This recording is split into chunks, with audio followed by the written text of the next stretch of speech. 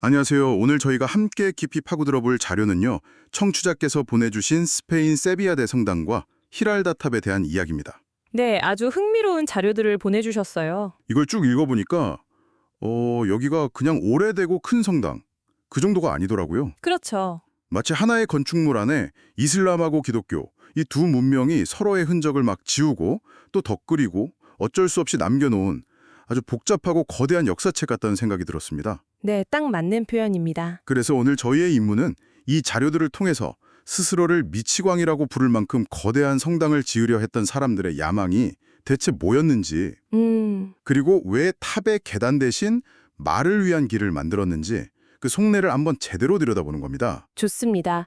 이 세비야 대성당의 핵심은 단순히 크다는 데 있는 게 아니거든요.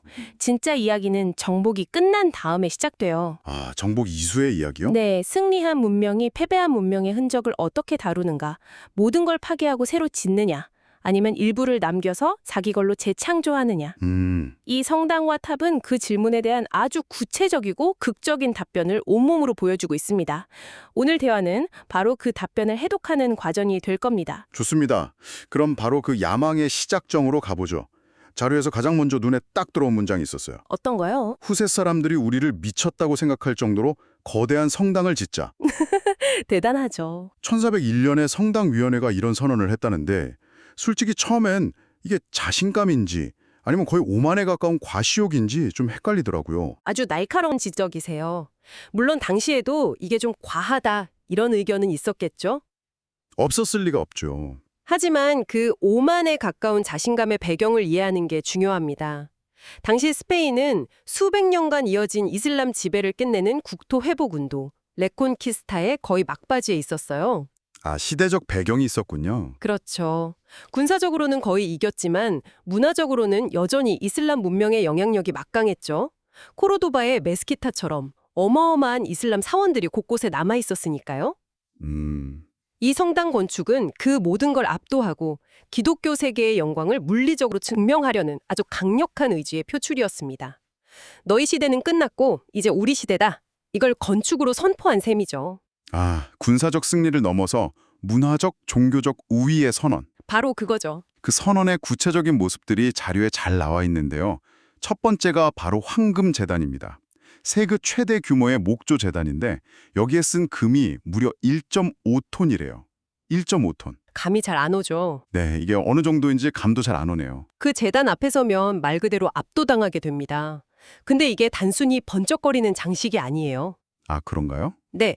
고틱 성당의 모든 공간 설계는 재단을 향해서 집중되거든요. 신과 인간이 만나는 가장 신성한 공간이죠. 그곳 전체를 당시 신대륙에서 막대한 양이 들어오기 시작한 황금으로 뒤덮었다는 건 이건 강력한 메시지를 던지는 겁니다. 신에 대한 절대적인 믿음, 그리고 교회의 부와 권위를 동시에 과시하는 거죠. 보는 사람한테 경외심을 느끼게 만드는. 그렇죠. 경외심을 느끼게 하고 신의 권위 앞에 스스로를 낮추게 만드는 아주 정교하게 설계된 시각적 장치입니다. 신앙심을 불러일으키는 동시에 복종하게 만드는 장치였다. 이런 말씀이시군요. 그런가 하면 그 성당 안에 아주 상징적인 인물의 무덤도 있더라고요. 아, 콜럼버스? 네, 바로 콜럼버스의 묘미다.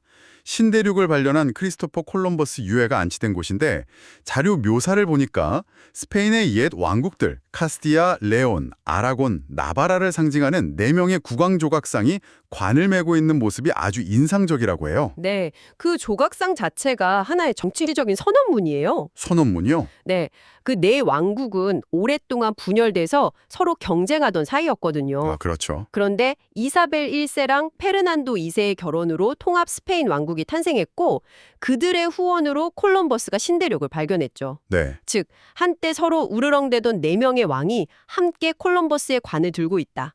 이건 분열됐던 스페인이 하나로 통합돼서 신대륙 발견이라는 위대한 업적을 이뤘다는 국가적 자부심을 상징하는 겁니다. 와, 통합된 스페인의 영광을 콜럼버스의 관을 통해서 극적으로 연출한 거군요. 맞습니다. 그렇군요.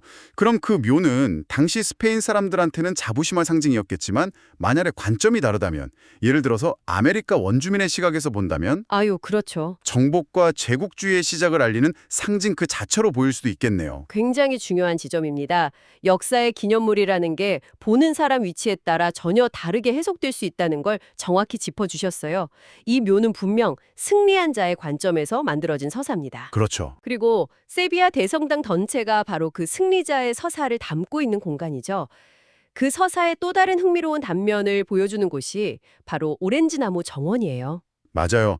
그 정원 얘기가 정말 의외였어요. 콜럼버스의 묘가 통합 스페인의 영광을 보여준다면 성당 안에는 그 영광 이전에 존재했던 또 다른 역사의 흔적이 남아있다고요. 네. 장엄한 성당 안에 평화로운 오렌지나무 정원이라니 처음엔 좀 뜬금없다고 생각했어요. 근데 여기가 원래 이슬람 사원의 안뜰이었다면서요? 네, 맞습니다. 이슬람 신자들이 기도 전에 손과 발을 씻으면서 심신을 정화하던 파티오였습니다. 바로 그 지점이 이 성당의 정체성을 가장 잘 보여주는 공간이에요. 아, 그 정원이요? 네, 정복의 가장 확실한 표시는 이전 문명을 완전히 지워버리는 거잖아요. 그렇죠. 싹 밀어버리는 거죠. 그런데 그들은 그러지 않았습니다. 왜 그랬을까요? 단순히 정원이 아름다워서 그럴 수도 있죠. 하지만 더 깊이 보면 니들이 만든 가장 아름다운 것조차 이제 우리 것이다 라는 더 강력하고 교묘한 지배의 선언일 수도 있습니다. 와, 파괴하는 것보다 더 고차원적인 방식의 정복이라는 말씀이시네요.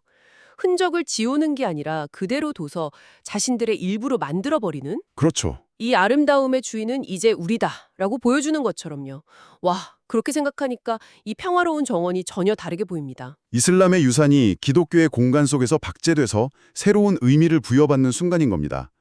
파괴와 창조, 정복과 공존의 경계가 아주 모호해지는 지점이죠. 그리고 그 모호함의 절정을 보여주는 게 바로 성당 옆에 우뚝 솟은 히랄다 탑입니다. 네, 성당 이야기를 하다 보니 그 옆에 서 있는 거대한 탑을 빼놓을 수가 없네요. 히랄다 탑. 사실 어떤 면에서는 성당보다 이 탑이 더 유명한 것 같기도 하고요. 그렇죠. 랜드마크죠. 이 아름다운 종탑이 원래는 12세기 이슬람 사원의 미나레트, 그러니까 기도 시간을 알리는 첨탑이었다는 사실이 정말 놀라웠습니다. 히랄다 탑은 그 자체로 세비야의 역사를 압축해서 보여주는 건축물이에요.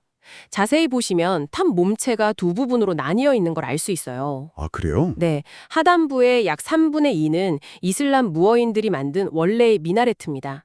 기하학적인 문양이나 섬세한 아치에서 이슬람 건축 특징이 뚜렷하게 드러나죠.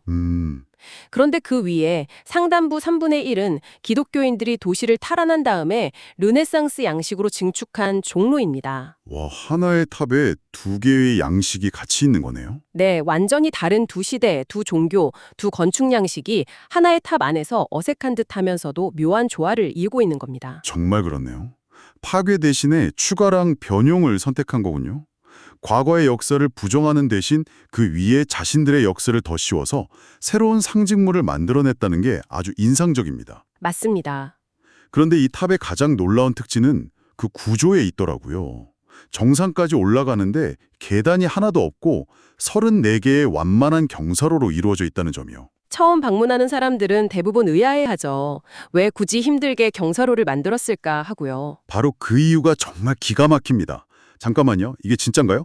과거 이슬람 사원의 관리인 무에진이 말을 타고 탑 꼭대기까지 올라가서 기도 시간을 알리기 위해서였다고요? 네, 맞습니다.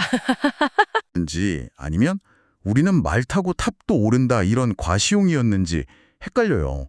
하루 5번씩 사람이 걸어 올라가는 게 그렇게까지 힘들었을까요? 둘 다였을 겁니다. 실용적인 필요가 가장 컸겠죠. 아, 정말요? 네. 당시에는 확성기가 없었으니까 넓은 도시에 기도 시간을 알리려면 최대한 높은 곳에서 육성으로 외쳐야 했어요. 하루 5번 그 높은 곳까지 걸어 오르내리는 건 상당한 중노동이었을 겁니다. 하긴 그렇겠네요. 말을 이용하는 게 훨씬 효율적이었겠죠. 동시에 말을 타고 정상까지 오를 수 있는 탑을 지었다는 것 자체가 당시 이슬람 건축가들의 뛰어난 공학 기술과 부를 과시하는 행위이기도 했습니다. 아, 말의 무게를 견뎌야 하니까. 그렇죠. 말의 무게와 움직임을 견딜 수 있을 만큼 구조적으로 튼튼하게 지어야 했으니까요. 와, 듣고 보니 정말 그렇네요. 실용성이 낳은 독특한 디자인인데 그게 또 자신들의 기술력을 보여주는 증거가 된 셈이군요. 바로 그렇죠. 저는 지금 다른 게 궁금한데요. 그 말은 거기서 볼 일은 안 봤을까요? 농담이고요. 그 경사로가 오늘날에는 수많은 관광객들이 편하게 오를 수 있는 길이 됐다는 게 참 역사의 아이러니 같습니다. 맞습니다. 원래 목적과는 전혀 다른 쓰임새가 된 거니까요.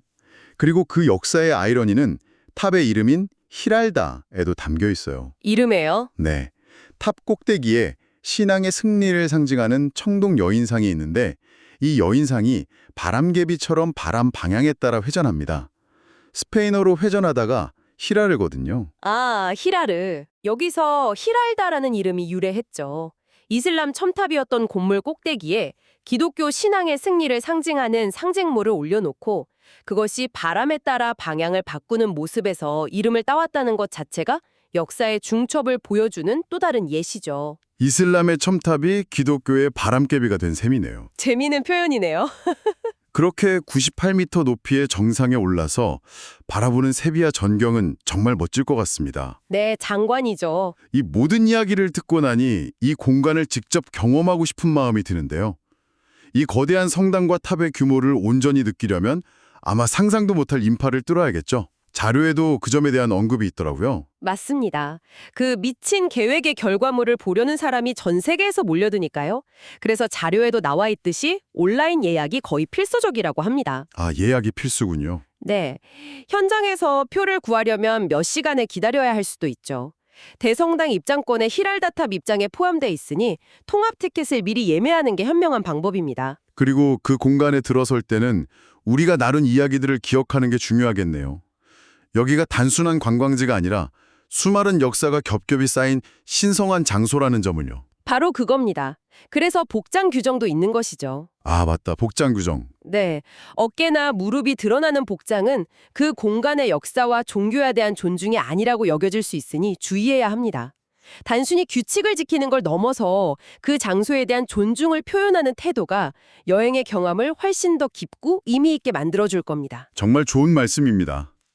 자, 오늘 저희가 함께 파고든 이야기들을 정리해 볼까요? 네. 세비야 대성단과 히랄다탑은 단순히 아름답고 웅장한 건축물이 아니었습니다. 이슬람과 기독교 두 문명이 한 공간에 남긴 정복과 공존의 흔적, 파괴와 재창조의 드라마 그 자체였죠. 미치광이라 불릴 만한 열정으로 지은 성당, 그 안에 숨겨진 이슬람의 정원, 그리고 말을 타고 오르내렸던 독특한 첨탑까지 모든 것이 이전 시대를 향한 승자의 선언이자 동시에 지울 수 없는 과거의 흔적이었습니다. 완벽한 정리입니다. 건축물에 새겨진 한 편의 거대한 서사시를 함께 읽은 셈이죠. 마지막으로 청취자께 생각할 거리를 하나 던져드리고 싶습니다. 네, 어떤 걸까요? 오늘 살펴본 자료는 대성당 안에 남아있는 이슬람의 흔적에 집중했습니다. 그런데 자료 마지막에 세비야의 또 다른 명소인 알카사르 궁전에 대한 질문이 있었죠. 아, 네, 있었죠. 대성당이 정복된 자의 공간 위에 세워진 정복자의 상징물이라면 이슬람 통치자들이 직접 거주하며 통치의 중심지로 삼았던 알카사르 궁전은 또 어떻게 다를까요? 아, 흥미로운 질문이네요. 같은 도시 안에 있지만 전혀 다른 역사를 품고 있는 공간이겠군요. 그렇습니다. 그곳은 과연 이 대성당과는 또 어떻게 다른 방식으로 이슬람과 기독교 문화의 공존 혹은 갈등의 이야기를 우리에게 들려줄까요? 알카사르 궁전 역시 기독교 왕들이 점령한 이후 계속해서 증축하고 사용했던 곳이거든요. 대성당이 파괴하고 더 씌운 공간이라면 궁전은 어떤 방식으로 변형되었을지 비교해 보는 겁니다. 이 질문을 통해 세비야라는 도시에 대한 탐구를 이어가 보시는 것도 청취자님의 지적 여정에 아주 흥미로운 다음 단계가 될 것 같습니다.